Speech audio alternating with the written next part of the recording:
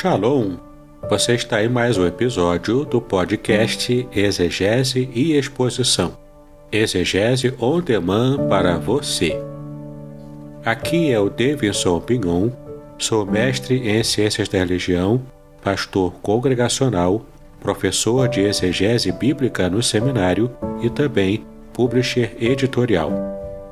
Para mim é um grande prazer ter você acompanhando os episódios que lanço todas as semanas neste programa.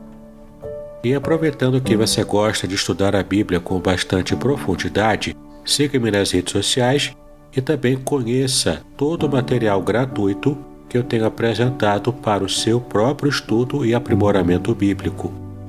Dê uma olhadinha também nos links abaixo em 2 cursos especiais. O primeiro deles, Introdução à Exegese Bíblica, e o mais recente, A Trindade Revelada nas Escrituras Hebraicas. E no episódio de hoje você poderá acompanhar uma mensagem muito especial que trará grande enlevo espiritual para a sua vida. Livro de Gênesis, capítulo 37, versículo 19. Gênesis, capítulo 37, versículo 19. Gênesis, capítulo 37, versículo 19.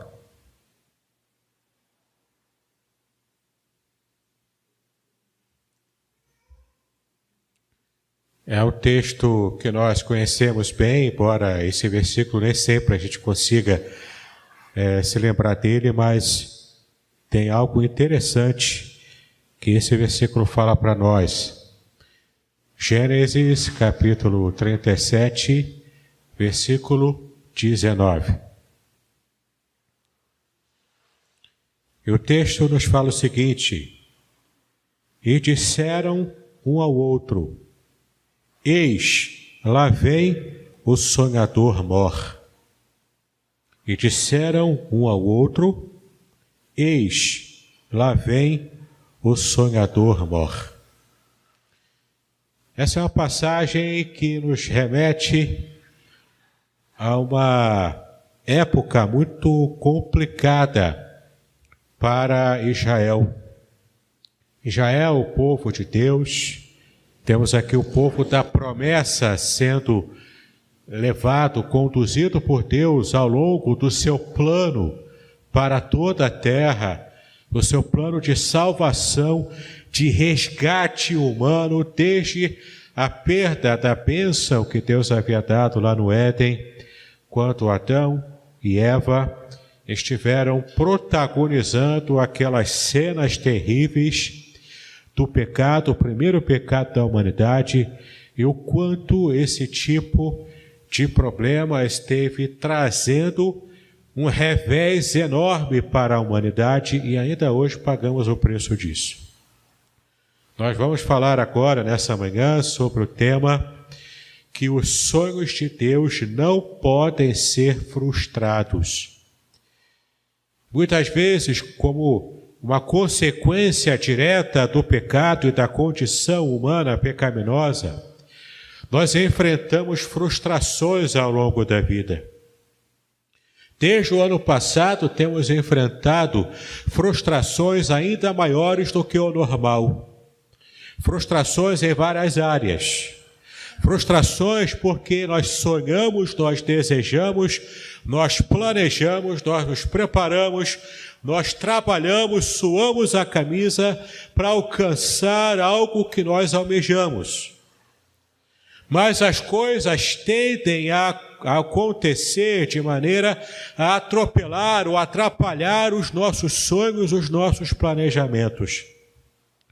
Provérbios já disse que ao homem pertence as preparações do coração, mas a palavra final, ela vem do Senhor. E nós nos sentimos muitas vezes frustrados, porque temos um sonho em nossa vida, mas as coisas vão se atropelando à nossa frente, em nosso caminhar, e então a gente vai experimentando aquele sentimento de frustração. frustração, tristeza, a angústia de alguém que precisa de uma solução imediata para um problema sério, mas infelizmente enfrentamos essas dificuldades.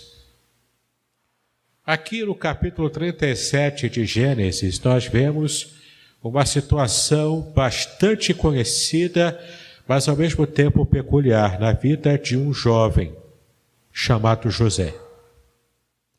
José, filho de Jacó. E se acompanhamos a leitura bíblica, desde o começo nós vemos que Deus chama Abraão, através da sua família veio o filho da promessa, Isaque, e através do filho da promessa ele teve também os dois filhos gêmeos. Ele teve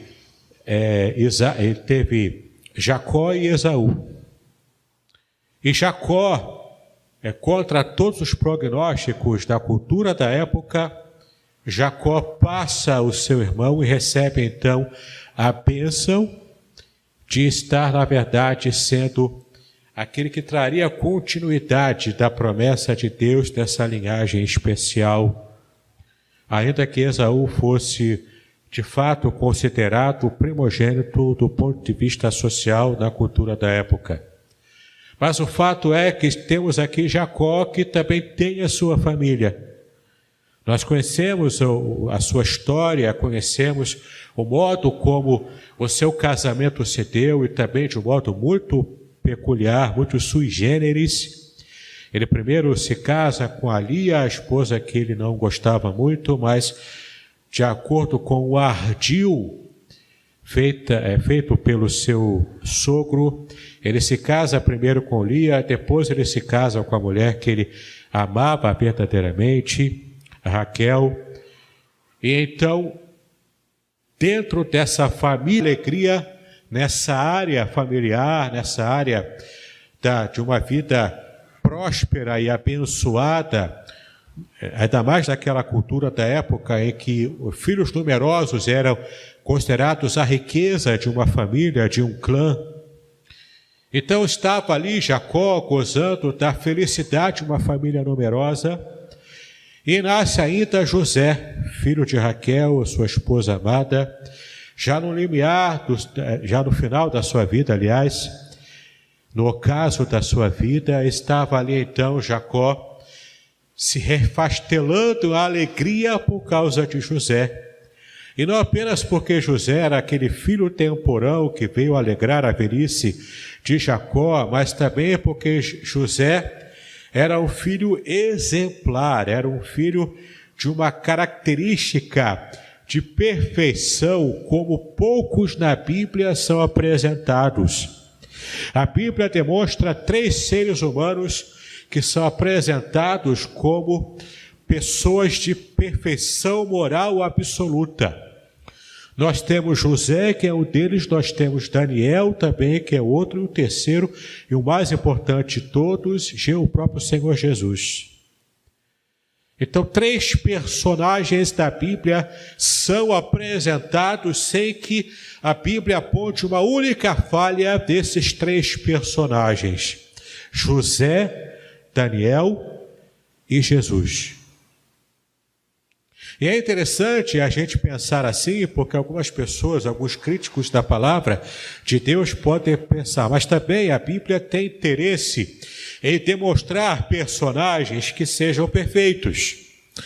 Não, isso não é verdade. A Bíblia fala de imperfeições e chama a atenção para essas imperfeições de grandes homens e mulheres de Deus no passado, inclusive de Moisés, inclusive de Davi, homens que foram levantados por Deus. Noé, inclusive, também, que era o homem que a Bíblia diz que ele era o homem que andava com Deus, ele estava em perfeita harmonia com Deus, mas a Bíblia demonstra claramente os pecados de Noé, os pecados de Davi, os pecados de Moisés e de tantos personagens. Então a gente percebe aqui que quando a Bíblia relata a vida desses 3 personagens, e no caso do Senhor Jesus, a Bíblia ainda faz questão de trazer para nós a informação de que pecado algum Cristo cometeu enquanto esteve aqui na terra, ele sendo o suprassumo da perfeição, o ser humano perfeito que pisou nessa terra. Mas, além do Senhor Jesus, nós temos José e nós temos Daniel. José, portanto, também como esse protótipo do Antigo Testamento, que é claro que cometeu os seus pecados, mas é interessante o quanto a Bíblia não menciona, porque não houve pecado que fosse digno de menção na vida de José. Aos 17 anos, ele recebe do seu pai um presente muito especial. A Bíblia diz que era uma túnica de muitas cores. Era uma túnica talar, uma túnica comprida, vistosa, que chamava a atenção. Era uma túnica que estivera provavelmente imitando as vestes de um rei naquele período. É claro que a túnica que Jacó providenciou para José não era a túnica feita com os mesmos materiais finos que os reis usavam naquele período, é claro que não, mas era uma imitação. Era uma túnica que lembrava as túnicas reais. Era uma túnica bonita, chamava a atenção. Com essa atitude, Jacó cometeu um dos erros também da sua vida, que era demonstrar claramente a sua preferência a um dos filhos em detrimento dos outros. Isso aliado àquele senso de perfeição que José tinha, ao ponto de José, ainda adolescente, ser enviado pelo seu pai para Siquém, para estar olhando como estava o rebanho e trazer um relatório, dizer o que os seus irmãos faziam de errado, porque Jacó já estava escaldado com os seus filhos. Para que os irmãos tenham uma ideia, Rúben, o filho mais velho de Jacó, portanto, o primogênito, aquele que tinha o direito da primogenitura, e depois que Jacó morresse, pela regra social, ele seria o novo patriarca, ele estaria substituindo Jacó após a sua morte. Rúben havia cometido, alguns capítulos anteriores, o pecado terrível. Ele havia se deitado com uma das concubinas do seu pai. E o texto bíblico faz questão de ressaltar isso, de que toda a nação de Israel, todo aquele clã de Jacó, percebeu, sabia daquele pecado terrível que Rúben havia cometido.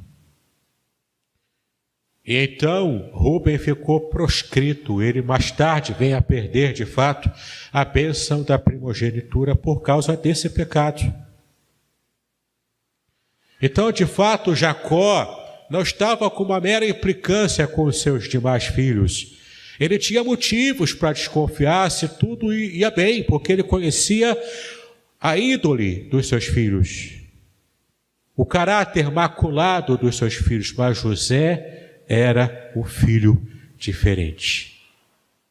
A forma na qual José foi preparado por Deus era uma forma que trazia a perfeição no seu caráter moral. Desde cedo José demonstrava essa perfeição no caráter.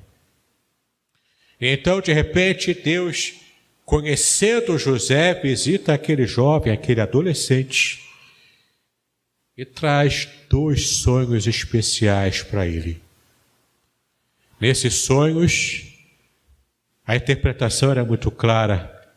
José seria levantado em importância, apesar de ele ser o caçula, ele seria levantado em importância e, acima do que qualquer tipo de protocolo social e cultural da sua geração em Israel, na antiguidade, mesmo não sendo primogênito, José seria alçado a uma posição maior do que ao do chefe do clã após a morte de Jacó. Deus revela profeticamente àquele adolescente de que inclusive os seus irmãos e os seus próprios pais estariam se curvando perante ele.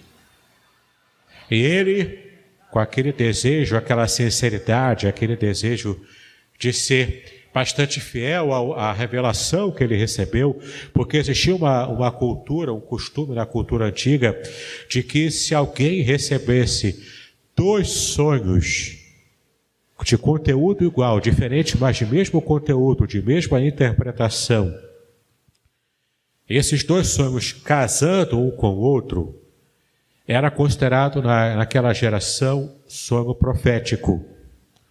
Portanto, se for verdade essa percepção, já existia um indício muito forte, tanto para Jacó, quanto para Lia e Raquel, quanto também para os outros irmãos de José, de que ali não era um sonho comum, mas era um sonho profético.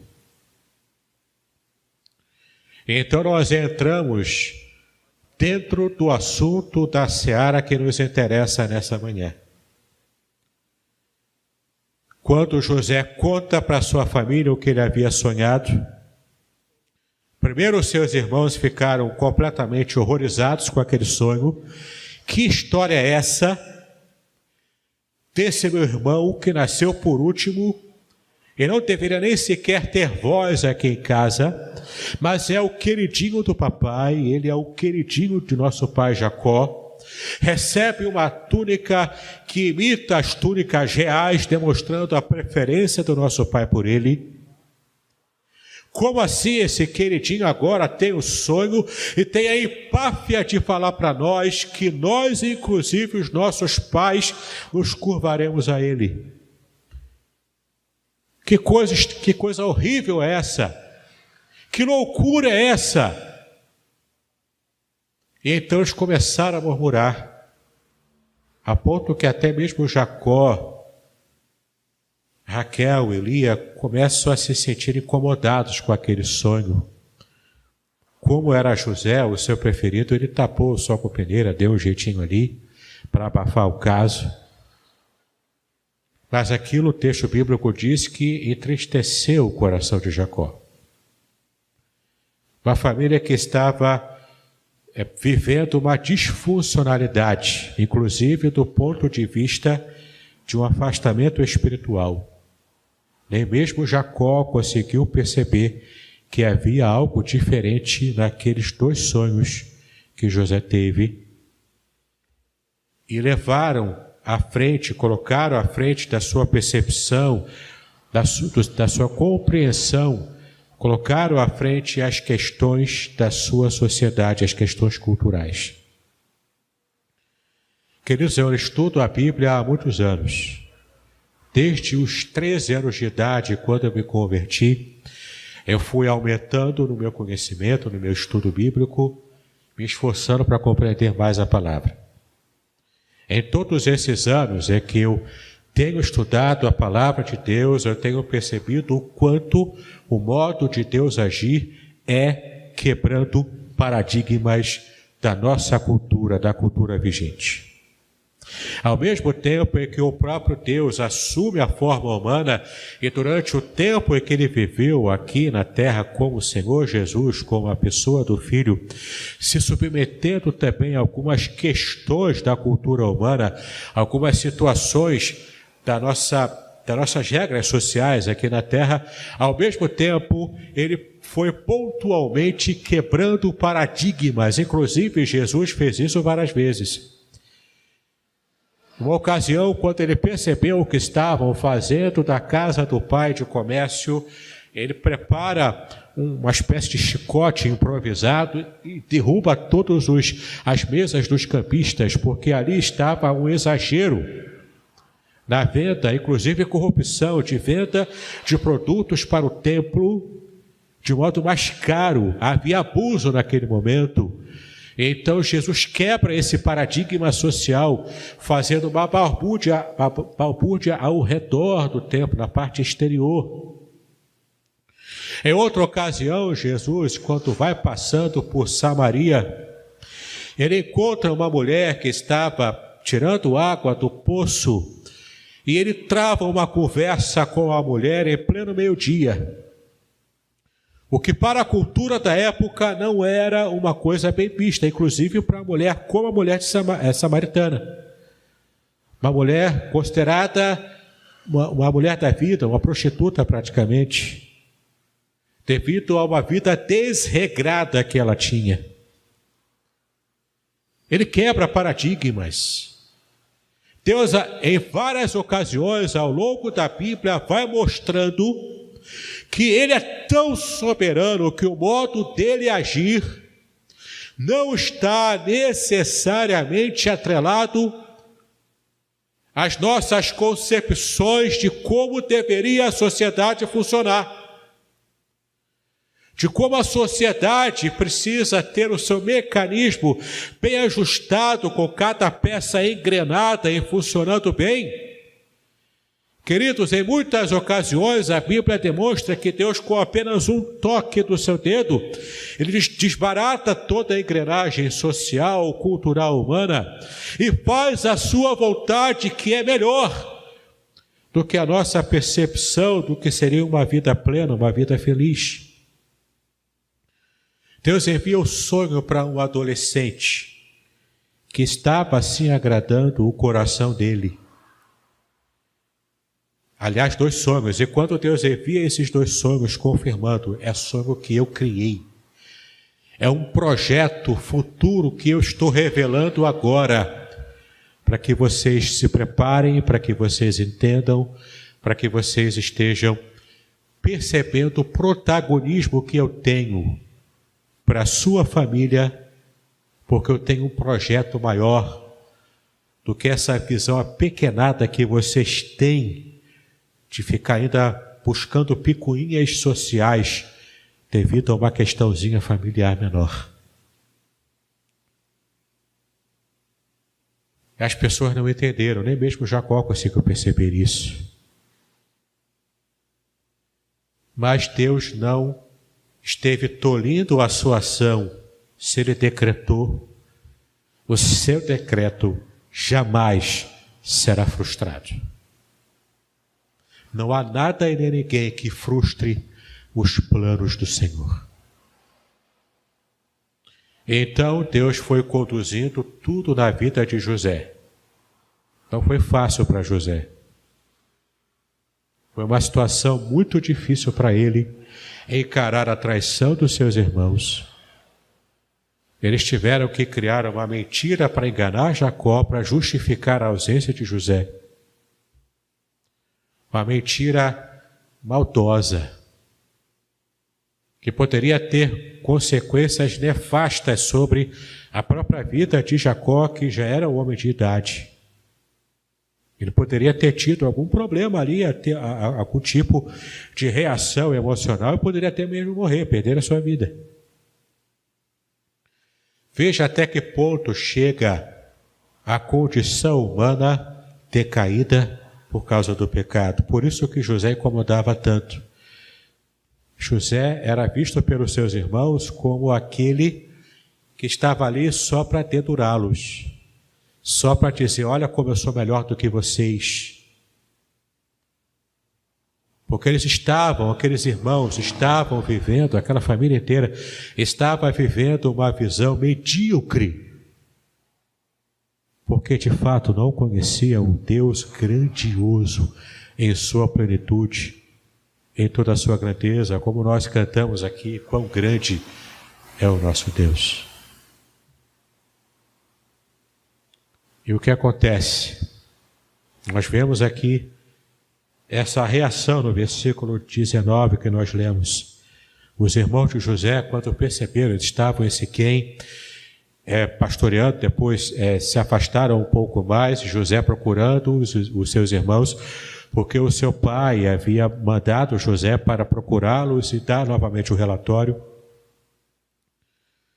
Então os seus irmãos, todos reunidos, olham assim ao longe, e lá de longe eles veem aquela maldita túnica colorida se chegando perto, crescendo. Eles sabiam, lá vem o dedo duro. lá vem José para criar problema para a gente de novo. Então, qual é a confabulação deles? Vamos fazer o seguinte: tem uma cisterna aqui que está seca. Cavou aqui, cavaram há muito tempo, ela está seca. Vamos jogar José aqui e vamos matá-lo. Vamos matá-lo e jogar o corpo dele aqui. E depois dizemos para o nosso pai que ele foi morto por uma fera do campo, procurando a gente, e vai ficar por isso mesmo. E então todos os nossos problemas familiares seriam resolvidos. Quem se levanta para falar contra essa proposta criminosa? Rúben, o filho mais velho, aquele que na ausência do pai, pelo direito de primogenitura, seria a autoridade presente ali.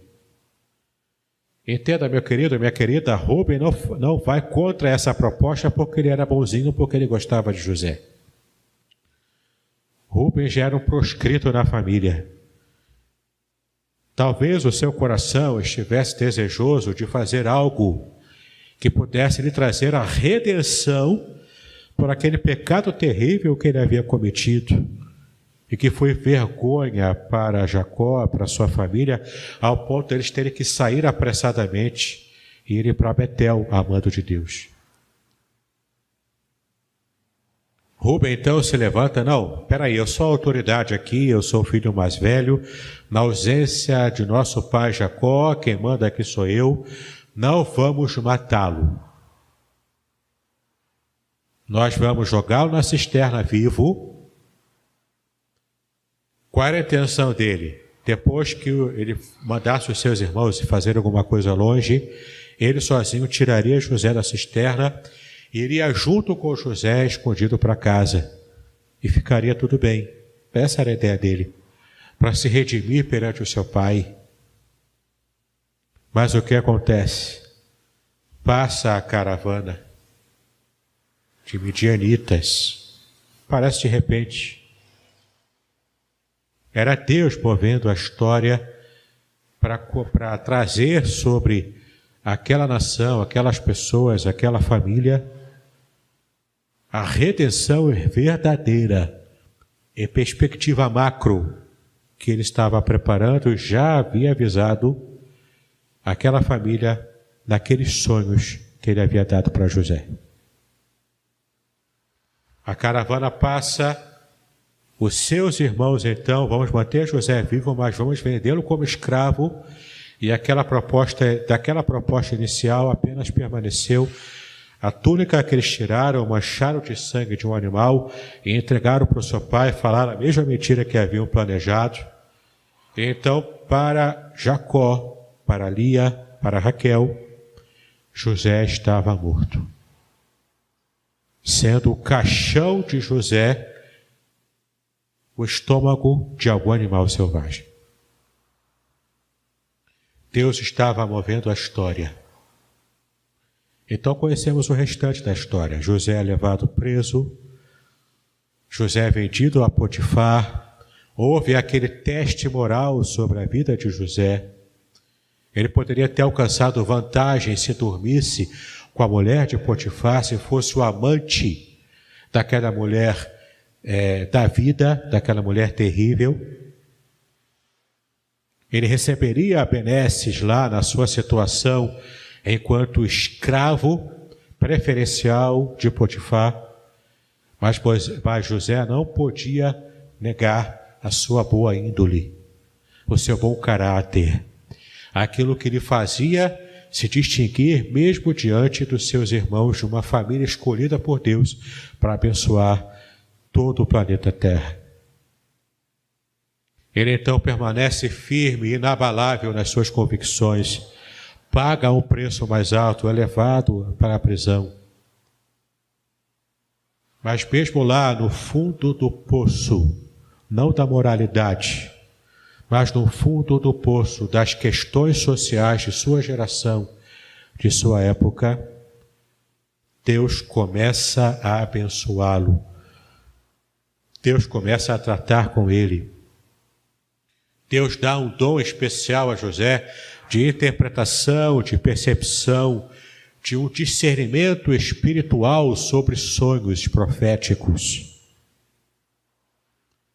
E a partir então de mais 2 sonhos que Deus havia dado a Faraó, ele não entendeu patavina, os seus sacerdotes e sábios do Egito também não entenderam nada, não conseguiram esclarecer ao Faraó o que significava aquele tipo de sonho. Então nós vemos aqui José sendo alçado às vistas de todos, às vistas de Faraó, como alguém sábio, que de fato tinha a resposta que Faraó precisava encontrar, era Deus agindo.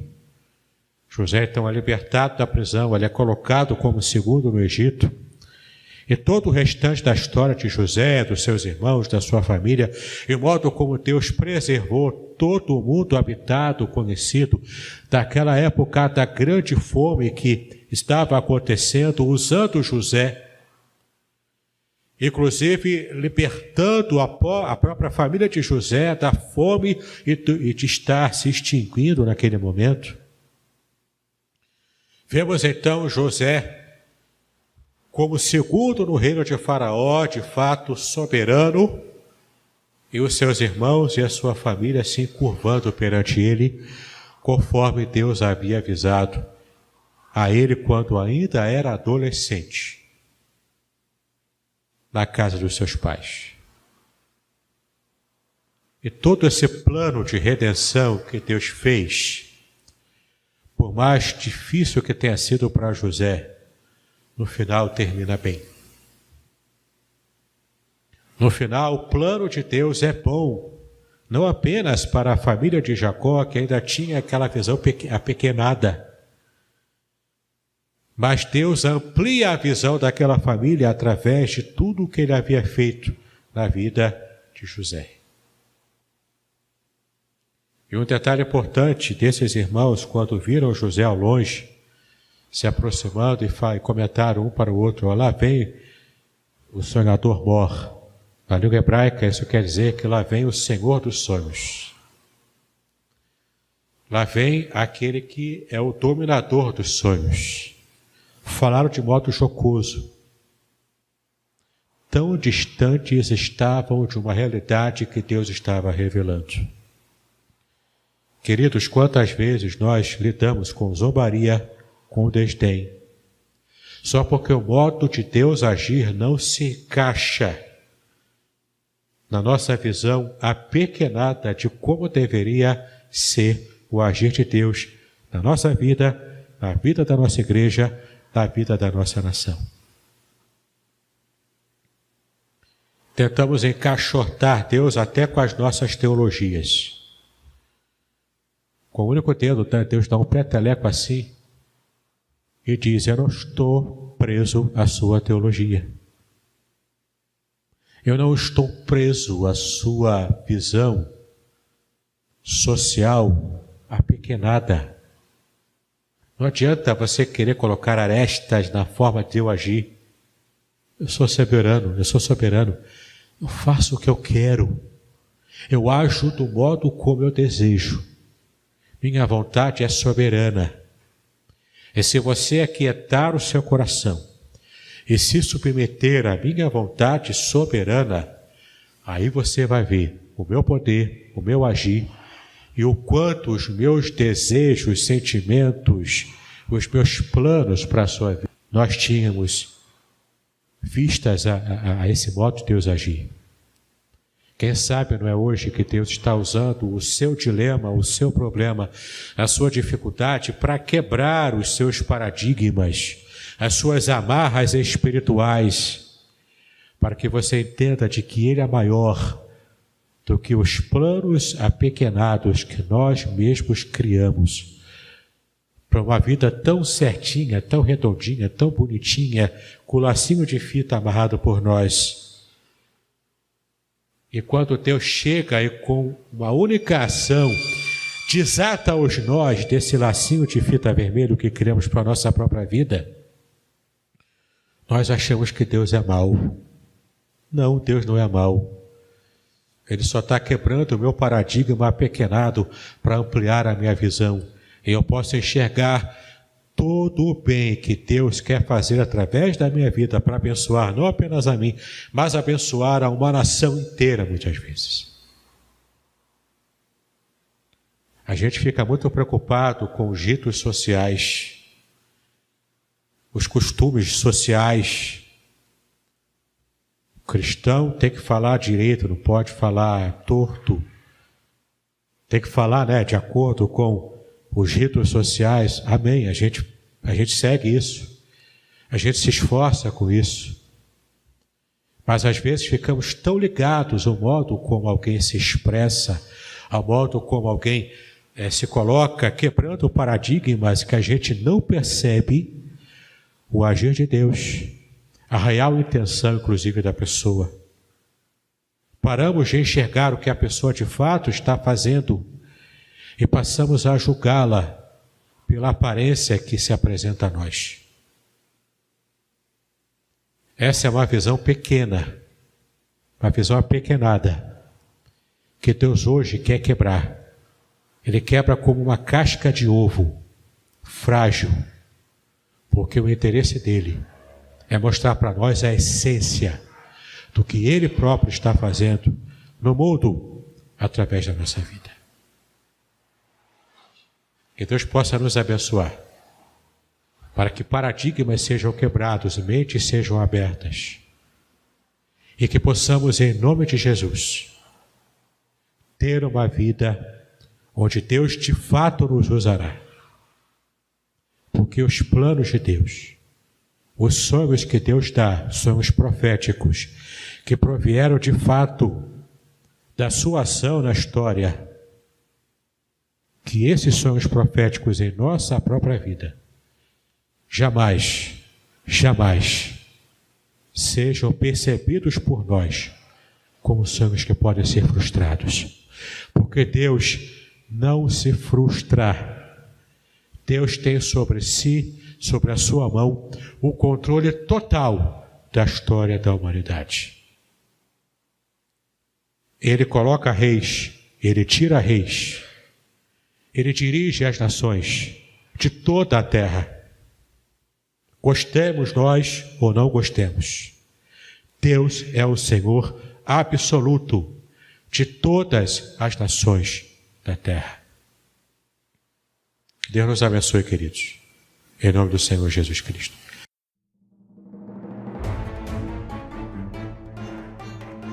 Muito bem, agora o que eu gostaria de ver é a sua participação. Entre em contato comigo, compartilhe a sua experiência comigo e quem sabe até se você enviar em formato de áudio, eu possa aproveitar a sua experiência para apresentar no próximo episódio do podcast Exegese e Exposição. Eu sou Davidson Bignon e eu ajudo pastores e líderes cristãos a fazer estudos bíblicos da igreja, sem terem problemas com interpretações erradas. Se você então está pensando em compreender a sua Bíblia com segurança, não deixe de assistir a mais episódios como este aqui. Então, assine o canal, acione o sininho, curta, comente e também compartilhe. Ajude-me a ampliar o alcance com estudos bíblicos de qualidade na internet. Que Deus abençoe os seus estudos, paz e bênção sobre a sua vida.